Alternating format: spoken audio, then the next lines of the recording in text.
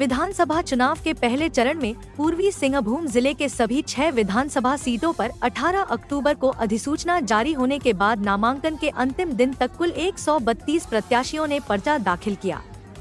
वैसे 28 अक्टूबर को स्कूटनी और 30 अक्टूबर को नाम वापसी का दिन तय है। पूरे कोल्हान में 13 नवंबर को मतदान किया जाएगा।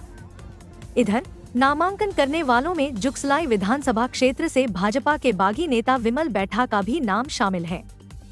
उन्हें विश्वास था कि भाजपा उन्हें इस बार अवश्य टिकट देगी, लेकिन यह सीट गठबंधन के खाते में जाने के बाद उनके मंसूबे पर पानी फिर गया। हालांकि उन्होंने गुरुवार रात तक अपने व्हाट्सएप ग्रुप में जेपीकेएसएस से नामांकन करने की घोषणा की थी, लेकिन शुक्रवार को अचानक उन्होंने निर्वाची पदाधिकारी के समक्ष निर्दलीय प्रत्याशी के रूप में पर्चा दाखिल किया। वे अपने समर्थकों के साथ पूरे लावलश्कर लेकर जिला मुख्यालय पहुंचे और अपना नामांकन किया।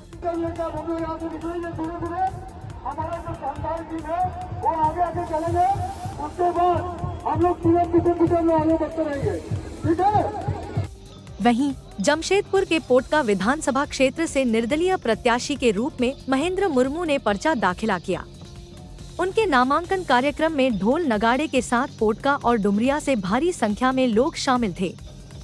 सभी ने नामांकन के बाद उनका फूलमाला पहनाकर अभिनंदन किया और जीत की अग्रिम बधाई दी।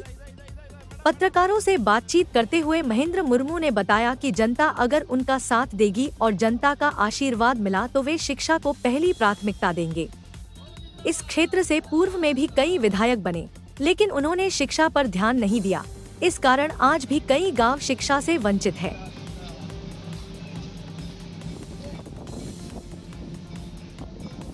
मैं अपने पोटका क्षेत्र की दुख भरी कहानी आपको बताता हूँ।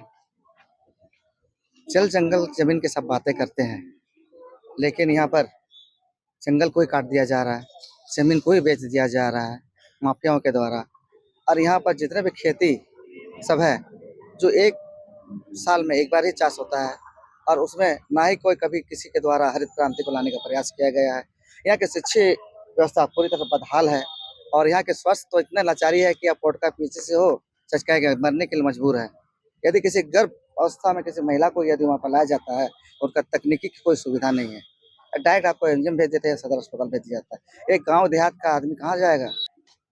यदि जनता के समर्थन के द्वारा मैंने निर्दलीय प्रत्याशी के रूप में आया हूँ, यदि जनता मुझे इस बार सरकार बदलने के तत्पर होकर मुझे सरकार बनाने के लिए सत्ता पर लाती है, तो मैं भरपूर प्रयास करूंगा कि जनता की आवाज बनूंगा।